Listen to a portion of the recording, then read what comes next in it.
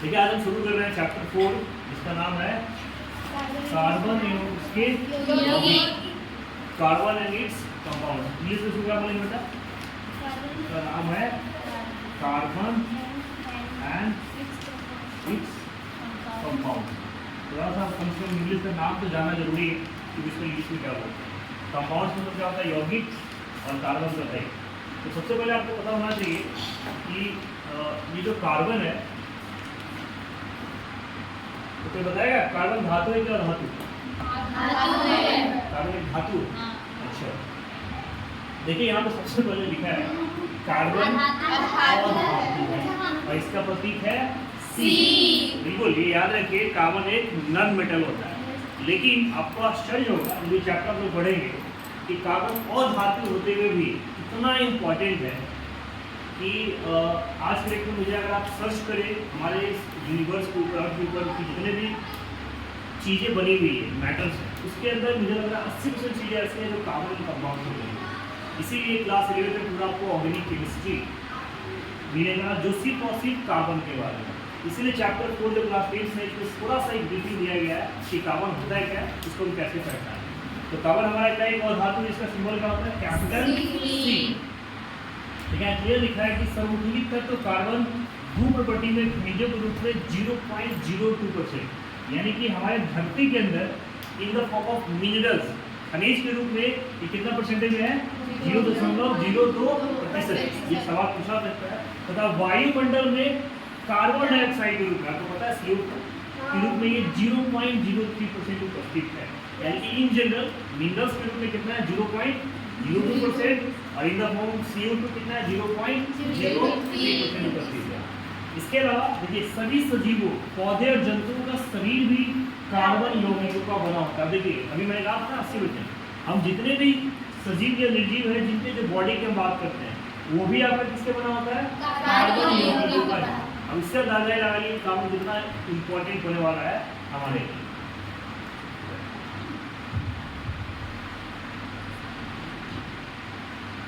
अगर हम बात करें कि कार्बन में सहसंयोजी, सबसे पहले बात हम करें कि कार्बन में बॉन्ड कौन सा होता है, बंधन कौन सा होता है। आपको पता है बंधन कितने प्रकार के होते हैं? तो एक कौन सा होता है? इलेक्ट्रॉनिक, और दूसरा क्या होता है? सहसंयोजी, जिसमें बोलते हैं कोवैलेंट बॉन्ड। सहसंयोजी मतलब क्या है? Covalent bond. देखिए कोवैलेंट बॉन्ड तो मैंने आपको बताया था कि जिसके अंदर साझा होता है इलेक्ट्रॉन्स का। दो बॉन्ड होते हैं ना, इलेक्ट्रॉनिक बॉन्ड किसको बोलते हैं? जिसमें कोई भी तत्व क्या करे? इलेक्ट्रॉन्स का आदान प्रदान करे। जैसे आपने NaCl में क्या देखा था? सोडियम क्लोराइड में क्या होता है कि सोडियम अपने एक इलेक्ट्रॉन, सोडियम का परमाणु संख्या कितना है? 11। ये टोटली एक इलेक्ट्रॉन दे देता है किसको? क्लोरीन को। तभी तो सोडियम के ऊपर क्या आता है? एक पॉजिटिव चार्ज, और क्लोरीन के ऊपर क्या आता है? एक नेगेटिव चार्ज। इसने एक दिया, इसने एक लिया, तो ये होता है इलेक्ट्रॉनिक बंधन, देना या लेना। यहाँ पे एक्सचेंज नहीं होता, लेकिन बहुत सारे ऐसी चीजें होती है जिसके अंदर हमें क्या करना पड़ता है? एक्सचेंज करना पड़ता है। जैसे फॉर एग्जाम्पल अगर आप हाइड्रोजन के बीच में बंधन बन रहा है, हाइड्रोजन गैस होता है ना H2, और सोचो हाइड्रोजन के पास कितना? एक ही इलेक्ट्रॉन है। अगर मान लो इस हाइड्रोजन और इस हाइड्रोजन को बॉन्ड बनाना है और इसके पास एक ही इलेक्ट्रॉन है, तो क्या ये इसको डोनेट कर सकता है क्या? इसके पास क्या बचेगा? कुछ नहीं। तो इस केस में उसको क्या करना पड़ता है? शेयरिंग। न ये इसको देता है ना ये इसको देता है, ये आपस में क्या करते हैं? शेयरिंग करते हैं। तभी तो लोग बनाते हैं ना कि हाइड्रोजन और हाइड्रोजन क्या करेंगे? ये दोनों का इलेक्ट्रॉन है, ये इसके साथ शेयर कर लिया और ये इसके साथ शेयर कर लिया, और इसीलिए तो यहाँ पे एक सिंगल बॉन्ड बन जाता है H, सिंगल बॉन्ड H, इसीलिए हेड। तो इस तरह के बॉन्ड को हम क्या बोलते हैं? सहसंयोजी आबंध। और इसको क्लियर याद कर लीजिए, कार्बन हमेशा कौन सा बॉन्डिंग करता है? सहसंयोजी, कोवैलेंट बॉन्ड। ये भी सवाल पूछा सकता है कि कार्बन किस बंधन से, किस बॉन्ड से बंधा होता है? इसका नाम क्या है? सहसंयोजी आबंध। आपको पता है कि कार्बन की परमाणु संख्या कितनी होती है? 6। ठीक है, अगर इसका इलेक्ट्रॉनिक विन्यास की बात करें, इलेक्ट्रॉनिक कॉन्फ़िगरेशन, तो हम लोग कैसे, इसका क्या होगा? 2 और 4 ऑलरेडी आपको बताया गया।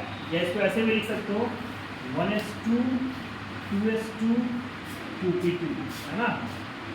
जैसे इससे क्या पता चलता है कि ये एक तो सेल में, और यहाँ पे S और P सेल में 2 इलेक्ट्रॉन्स होते हैं। लेकिन आसान जनरली आपको इस 4 से ही मतलब है। तो देखिए ये जो अंतिम 4 है, इसको क्या बोलते हैं? ये कौन सा इलेक्ट्रॉन है? संयोजी इलेक्ट्रॉन, वैलेंस इलेक्ट्रॉन। अंतिम इलेक्ट्रॉन को हम लोग क्या बोलते हैं? वैलेंस इलेक्ट्रॉन, है ना, याद है ना आप लोगों को? क्योंकि किसी भी तत्व के अंदर जो अंतिम इलेक्ट्रॉन्स होते हैं इसको हम लोग क्या बोलते हैं?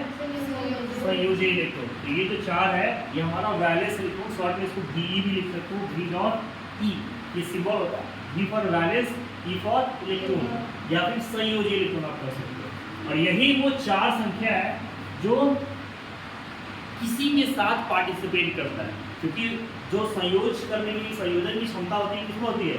संयोजी इलेक्ट्रॉन के अंदर, है ना। तो ये चीज़ ध्यान रखिएगा।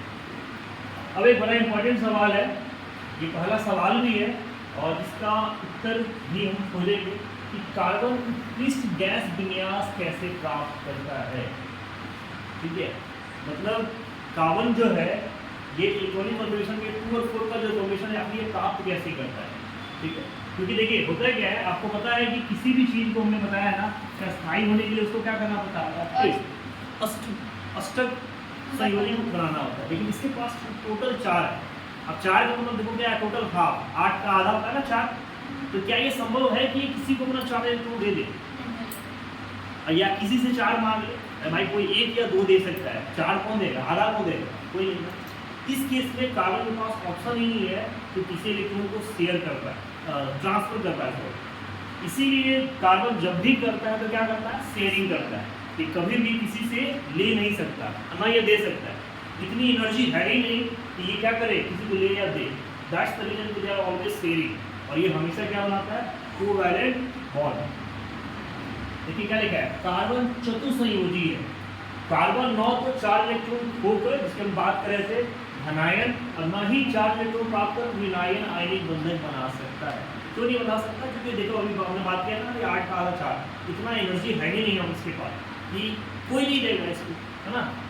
4 अतिरिक्त इलेक्ट्रॉनों को धारण करना कार्बन के लिए अत्यंत कठिन है। इसी तरीके से उत्तर लिखना है, कार्बन द्वारा 4 इलेक्ट्रॉन होने के लिए अत्यधिक ऊर्जा की आवश्यकता होगी, इसीलिए कार्बन अपने अन्य परमाणु अथवा अन्य तत्वों के साथ हमेशा साझेदारी कर आवरण बनाता है। यानी कि ये सवाल ऐसे भी पूछा जा सकता है कि कार्बन हमेशा सहसंयोजी बंधन में ही क्यों रहता है। तो यही उत्तर आपको लिखना है, क्योंकि कार्बन के पास इतना ऊर्जा नहीं है कि ये अपने 4 इलेक्ट्रॉन को खोले या किसी से लेकर एक नया इलेक्ट्रॉनिक बंध बनाए। इसीलिए ये हमेशा ज़्यादा से ज़्यादा क्या करेगा? शेयरिंग कर सकता है। इसीलिए ये हमेशा क्या बनाता है? संयोजी बंधन बनाता है। ठीक है, ठीक वही चीज़ लिखा है कि एक ही प्रकार या विभिन्न प्रकार के परमाणुओं के इलेक्ट्रॉनिक की साझेदारी से बने आवरण को सहसंयोजी आवरण कहते हैं, अभी जिसकी चर्चा कर रहे थे। और कार्बन के अतिरिक्त परमाणु हाइड्रोजन, ऑक्सीजन, नाइट्रोजन और क्लोरीन भी इलेक्ट्रॉनिक की साझेदारी से आवरण बना, ये चीज़ हमें पता है। तो देखिए मेन यहाँ पे क्या है? कार्बन का बॉन्ड। इसीलिए कार्बन के पास चूंकि 4 स्पेस होता है ना, कार्बन का स्ट्रक्चर कुछ ऐसा होता है ना। अब देखो ये जो 4 खाली जगह है भरने का, यही कारण है कि अगर आप आगे पढ़ो कि कार्बन एक बहुत ही लंबा चैन बना सकता है। कार्बन के पास जोड़ने की क्षमता बहुत होती है। अगर किसी के पास ज़्यादातर क्या होता है, या तो इधर जोड़ता है इधर जोड़ता है, लेकिन ये क्या चारों साइड से अन्य तत्वों के साथ जुड़ सकता है ना, और एक लंबा साझेदारी कर सकता है, एक लंबा सीरीज बनाता है। यहाँ तो कोई दिक्कत है?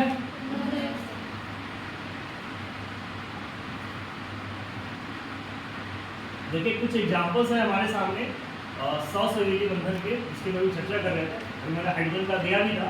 देखिए हाइड्रोजन में क्या होता है? एक ही परमाणु होते हैं ना, जिसको बिना समझ बताइए। तो देखिए इसने क्या किया, हाइड्रोजन ने अपने एक इलेक्ट्रॉन को और इस हाइड्रोजन ने अपने एक इलेक्ट्रॉन को, दोनों ने क्या किया? आपस में शेयर। इसीलिए देखो यहाँ पे देखा ना, एक यहाँ पे शेयरिंग और एक यहाँ पे शेयरिंग। ये जो बीच का पार्ट है ना बेटा, इसी को हम लोग कवर करते हैं। और यही रीजन है कि हाइड्रोजन क्या बनेगा? H single bond H।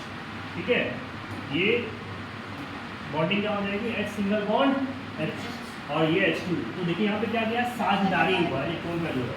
और यहाँ पे बॉन्डिंग कैसी होगी? Single bond. अगर एक लाइन देखिए, एक और चीज़ याद रखिएगा कि एक सिंगल बॉन्ड में, अगर एक सिंगल बॉन्ड है, इसमें कितने इलेक्ट्रॉन पार्टिसिपेट हो रहे हैं? 2। और एक इलेक्ट्रॉन इसका और एक इसका, 2 4 कहाँ से दिख गया? 2 इलेक्ट्रॉन है ना। यानी कि एक सिंगल बॉन्ड में टोटल पार्टिसिपेटेड इलेक्ट्रॉन्स कितने होंगे? 2। अगर मान लो बॉन्ड की संख्या 2 है, जो हम एग्जाम्पल देखेंगे, अगर बॉन्ड की संख्या अगर 2 हो जाएगी ना, ठीक है, डबल बॉन्ड होगा तो यहाँ पे इलेक्ट्रॉन की संख्या कितनी हो जाएगी? 4। यानी कि एक लाइन जो दिख रहा है आपको, एक बॉन्ड में 2 इलेक्ट्रॉन पार्टिसिपेट करेंगे। सेम है अगर ट्रिपल बॉन्ड हो तो 6 इलेक्ट्रॉन भाग लेंगे। इतनी बातें हमेशा ध्यान रखिए, ठीक है। अभी ऑक्सीजन का एग्जांपल भी देखिए। ऑक्सीजन आपको पता है कि हमेशा कौन सा बॉन्ड बनाता है? Double bond. ऑक्सीजन के बीच में हमेशा क्या होता है? Double bond. ये कैसे शेयरिंग करता है? जैसे आप इसको ऐसे भी कर सकते हो, ऑक्सीजन के पास देखो इसका नंबर कितना होता है? 8, ठीक है। इसका कॉन्फ़िगरेशन विन्यास लिखोगे तो क्या हो जाएगा? 2 6, यानी कि यहाँ पे जो संयोजन इलेक्ट्रॉन कितने हैं? 6, जिसको ये शेयर करेगा। भले इसकी परमाणु संख्या 8 है, बट शेयर करने वाले इलेक्ट्रॉन की संख्या कितनी है? 6। वही ये 6 है जो भाग लेगा। इसीलिए यहाँ पे देखिए 1 2 3 4 5 6, टोटल 6 यहाँ पे है। और चूंकि ऑक्सीजन को ऑक्सीजन से ही करना है तो दूसरा 6 यहाँ पे है। 1 2 3 4 5 6। अभी बॉन्डिंग कैसे बनाया? देखिए इसको कितने चाहिए? 8 ही चाहिए ना, तो 4 इधर, 6 तो है ही, इसका 2 ये ले लेता है और ठीक इसका 2 ये ले लेता है। इसलिए जो बीच का पार्ट में देखिए कितने इलेक्ट्रॉन्स के बीच में शेयरिंग हुई? 2 और 2। दैट्स द रीजन कि ऑक्सीजन हमेशा क्या बनाता है?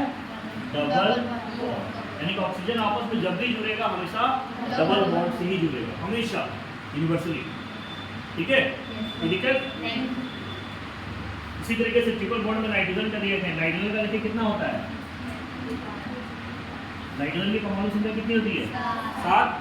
इसका कॉन्फ़िगरेशन लिखोगे क्या हो जाएगा? 2 और 5। यानी कि अगर इसमें भाग लेने वाले इलेक्ट्रॉन की संख्या कितनी है? वैलेंस इलेक्ट्रॉन 5 है ना, तो क्या होगा? देखो नाइट्रोजन, 2 नाइट्रोजन के बीच में क्या आना है?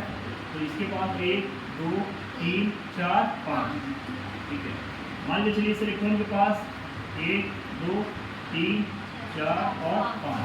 अब देखो इसको 5 और 3 8 चाहिए ना, ये क्या करेगा? इसके साथ अपना बॉन्डिंग बना लेगा, ठीक है। सेम एज ये क्या करेगा? इसके 3 को ले लेगा। यहाँ पे बॉन्डिंग क्या बनाया? नाइट्रोजन, एक बॉन्ड ये, एक बॉन्ड ये और एक बॉन्ड ये, ट्रिपल बॉन्ड नाइट्रोजन, है ना। तो नाइट्रोजन आपस में जब भी जुड़ता है किस बॉन्ड से जुड़ता है? Triple bond. तो ये जितने भी एग्जांपल आप देख रहे हो किसके हैं? सहसंयोजी बंधन के। सभी के बीच में क्या हो रही है? साझेदारी। क्या कोई भी इलेक्ट्रॉन दे रहा है क्या किसी को? या किसी से ले रहा है क्या? या यहाँ दोनों, चाहे हाइड्रोजन हो, चाहे ऑक्सीजन हो, चाहे नाइट्रोजन हो, चाहे कार्बन हो, तो सभी हमेशा साझेदारी करते हैं। कभी भी इलेक्ट्रॉन को देते या लेते नहीं, ठीक है।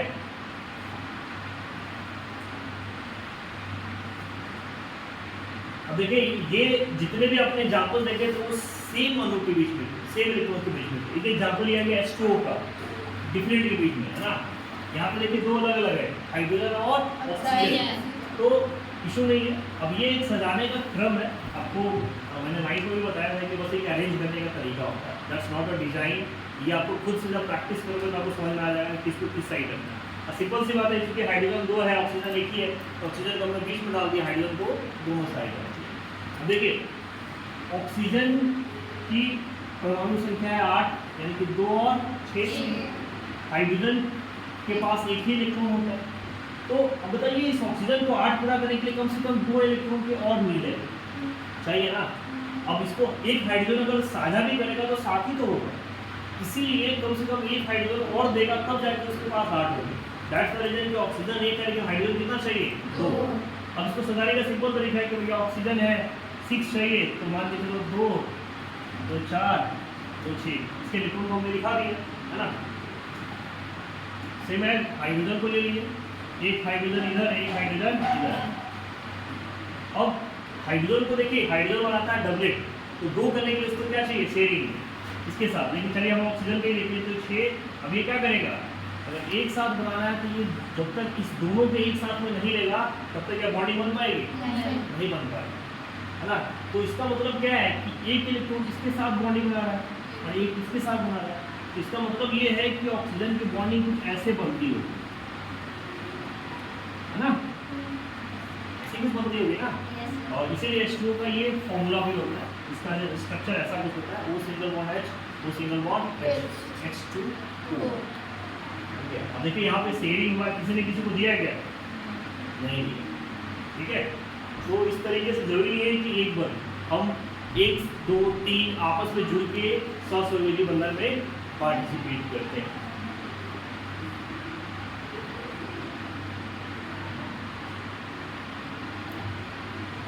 गुण की बात करें तो क्या होता है, देखिए सबसे पहले इसका जो गलनांक और क्वथनांक है वो काफी कम होता है, क्योंकि इनके बीच अंतरा अनुबल बहुत कम होता है। देखिए अब समझने वाली बात क्या है कि ऐसा क्यों होता है कि इसका गलनांक और क्वथनांक कम होता है, मेल्टिंग पॉइंट और बॉइलिंग पॉइंट। इससे पहले आपको इतना तो पता होना चाहिए कि मेल्टिंग पॉइंट और बॉइलिंग पॉइंट कमजोर तब होता है जब वो सॉफ्ट होगा, उसके बीच में जो इंटरमॉलिक्यूलर फोर्स है वो ज़्यादा स्ट्रॉन्ग ना हो। देखिए जब किसी को कोई दे देगा और ले देगा ना तो वहाँ पे बॉन्डिंग हो जाती है तगड़ी, लेकिन जब ये शेयर करने वाली कहानी होती है तो कभी भी बहुत ही स्ट्रॉन्ग बॉन्ड नहीं बन सकता, ठीक है। तो इसीलिए यहाँ पे इनके बीच में कोई क्या लिखा है, अंतरा अनुबल, इंटरमॉलिक्यूलर फोर्स जो रहता है वो काफ़ी कमजोर होता है। ये ऐसा हमेशा याद रखिएगा कि इनके बीच में कोई भी सहसंयोजी बंधन में जो होते हैं उनका इंटरमॉलिक्यूलर फोर्स, इंट्रा आयनिक बल जो होता है बहुत कमजोर होता है, इसीलिए इनका गलनांक और क्वथनांक कम होता है, बहुत जल्दी पिघल जाता है, ठीक है। इसके अलावा ये विद्युत के होते हैं कुचालक। विद्युत कुचालक जो होते हैं क्योंकि वो पार्टिसिपेट कर नहीं पाते। देखिए एक याद रखिए, ज़्यादातर अधातु जो होते हैं वो विद्युत के कुचालक होते हैं। क्यों कुचालक होते हैं? सुचालक होने की कंडीशंस क्या होती है, तो उनके पास मुक्त इलेक्ट्रॉन होना चाहिए, फ्री इलेक्ट्रॉन होना चाहिए, ठीक है। और ये चाहते भी इलेक्ट्रॉन को मुक्त नहीं कर सकते।